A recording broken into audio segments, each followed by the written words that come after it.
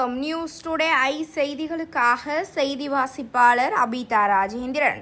தமிழ்நாடு குடிசை மாற்று வாரிய குடியிருப்பில் பயனாளிகளுக்கு ஒப்படைக்காததால் பயனாளிகள் போராட்டம். சென்னை வால்டெக்ஸ் ரோடு பகுதி பத்மநாபன் திரையரங்கு எதிரில் அமைந்துள்ள தமிழ்நாடு குடிசை மாற்று வாரியத்திற்கு சொந்தமான குடியிருப்புகளை பயனாளிகளுக்கு ஒப்படைக்காமல் காலம் தாக்குவதாக கூறி அப்பகுதி மக்கள் போராட்டத்தில் ஈடுபட்டனர். மேலும் அப்பகுதிக்கு வந்த சட்டமன்ற உறுப்பினரை முற்றுகையிட்டு வாக்குவாதத்தில் ஈடுபட்டனர்.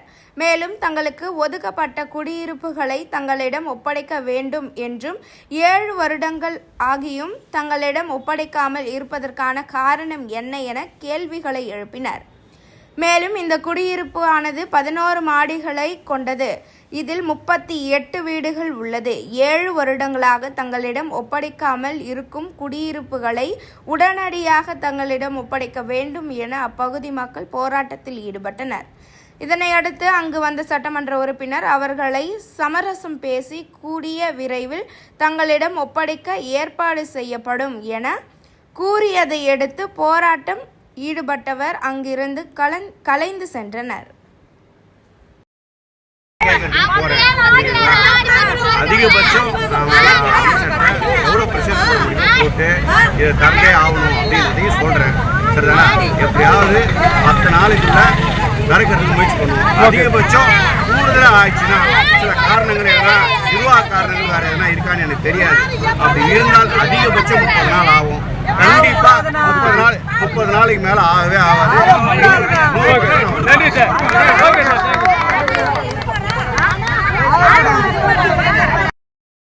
இல்ல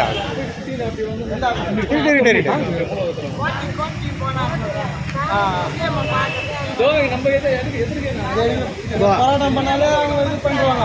நீங்க என்னன்னா எல்லாரும் வந்து நம்பர் வீரத்துக்கு தான் வரணும். நீங்க வர வைக்கிறதுக்கான ஒற்றுமை தான் இருக்கணும். இப்போ நம்ம அவங்க இருக்கிறதுக்கு போய் நீங்க போத்தால நம்ம அவங்க வரணும்னா நம்ம ஒற்றுமையாக இருக்கணும். ஒற்றுமையாக இருந்து நியாயமான கோரிக்கை வைக்கும் போது அவங்க வர போகிறாங்க. அந்த ரோட்டில் நின்னா என்ன ஆகும்? இந்த ரோட்டில் நின்றுனா முக்கிய சாலை சந்திப்பு அந்த மன பேசுங்க.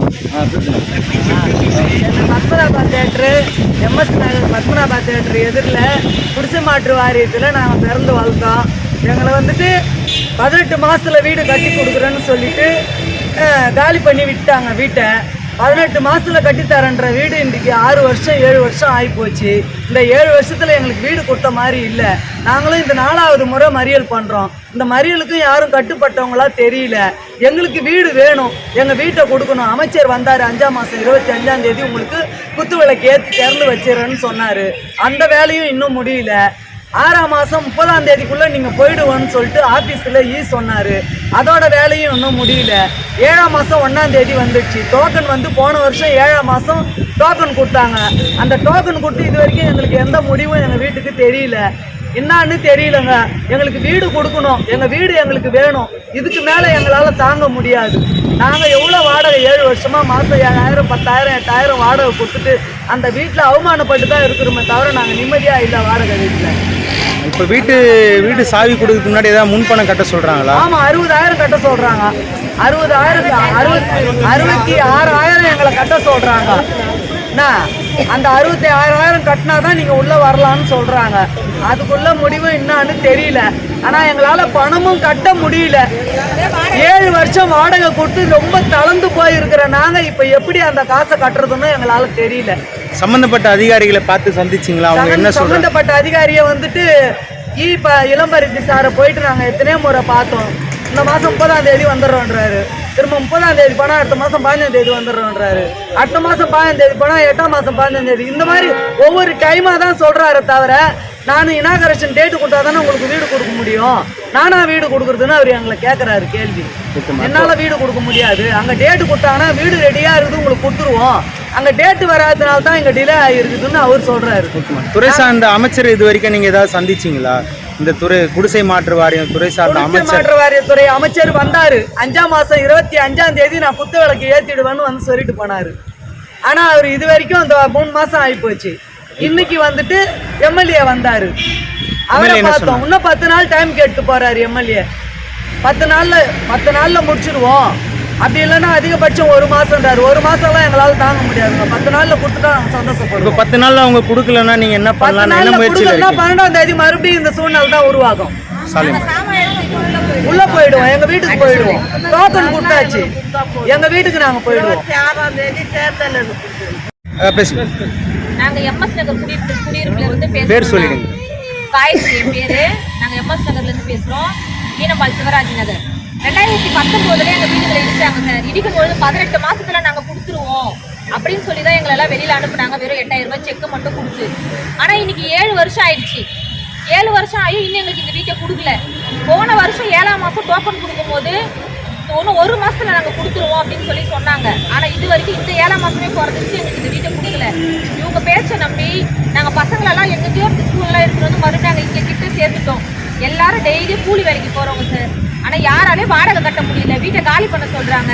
ஆனா இன்னும் யாருமே எங்களுக்கு எந்த முடிவும் சொல்ல மாட்டாங்க. டேட்டு மட்டும்தான் சொல்றாங்க. சொல்லி எங்களை ஏமாத்துறாங்க. 1 மாசத்துக்கு 3 டேட்டு கொடுக்குறாங்க.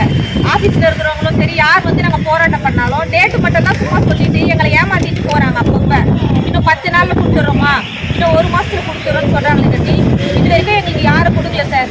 ரொம்ப ஏமாத்துறாங்க எங்களை. எங்களுக்கு பின்னாடி இடிச்ச வீடுங்க எல்லா வீடையும் கொடுத்துட்டாங்க.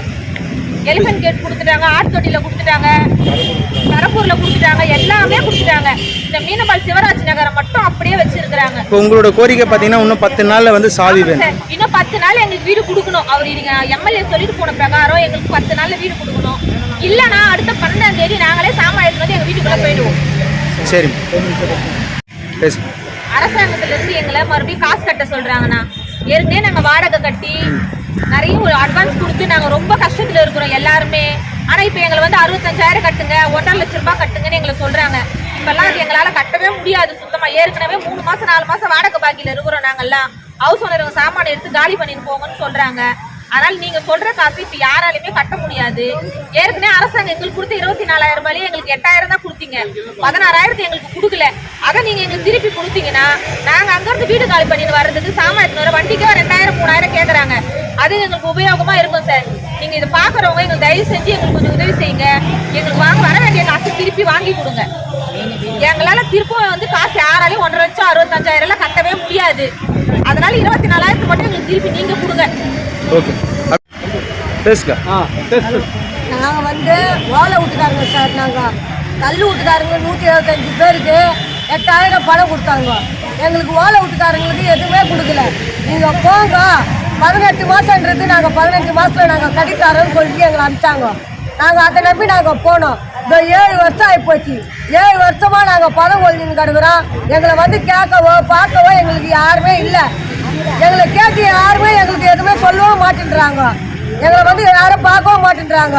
நாங்கள் வந்து மறியல் பண்ணுறப்ப மட்டும் எங்களை மறியல் பண்ண விடாத, எங்களை எதுவுமே கேட்க விடாத, பேச விடாத பண்ணுறாங்க. இப்போ நீங்கள் வாடகை வீட்டில் இருக்கீங்களா? வாடகை வீட்டில் காலி பண்ண வச்சுட்டாங்க. இல்லை வாடகை வீட்டில் இருக்கீங்களா? அந்த வாடகைக்கு ஏதோ தரேன்னு சொல்லிட்டு மாதிரி ஒரு ஒப்பந்தம் போட்டாங்க, அது கொடுக்குறாங்களா? போட்டாரு. மாதம் 5,000 தரேன்னு சொல்லிட்டு சொன்னாரு. நீங்க சொன்னாரு பாரு. நாங்களே தான் போய் ஆப்சண்ட பார்த்தோம். அவர் எங்களை தேடிட்டு வரல. நாங்களே ஆப்சண்ட போய் பார்த்தோம். அவரு சொன்னாரு. சொல்லி இன்னும் 1 மாசம் கூட வந்து எங்களை அவங்களுக்கு பார்க்கல. அந்த காசு கொடுக்கல. எங்களுக்கு எதுவுமே கொடுக்கவும் இல்லை, எங்களை பார்க்கவே இல்லை. எங்களுக்கு அந்த காசு கூட தேவையில்லை சார். எங்களுக்கு வீடு கட்டி கொடுத்துருக்கலாம்ல. வீடு சும்மா இருக்கிற பார்க்கு கட்டுறாங்க, ரோடு பிளாட்ஃபார்ம் எல்லாம் கட்டுறாங்க, அங்க அது இதுன்னு செய்யறாங்க. எங்களுக்கு இந்த வீடை கட்டி கொடுத்தா என்ன சார்? நாங்க என்ன பாவத்தை பண்ணோம்? எங்களையா இது மாதிரி அலைய வச்சுக்கிறாங்க 7 வருஷமா. 15 மாசத்துல தரேன் நீங்க. சரி ஒரு 3 வருஷம் கூட டைம் எடுத்துக்கோ. 4 வருஷம் கொரோனா முடிஞ்சுது. கொரோனா முடிஞ்சது 3 வருஷம் ஆயிப்போச்சு இல்ல.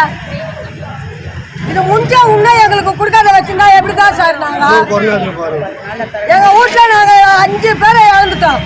5 பேரை ரோட்ல வச்சுதான் எடுத்தோம். அதுல 2 சாவு ஆஸ்பத்திரியே போச்சு எங்க வீட்டுல.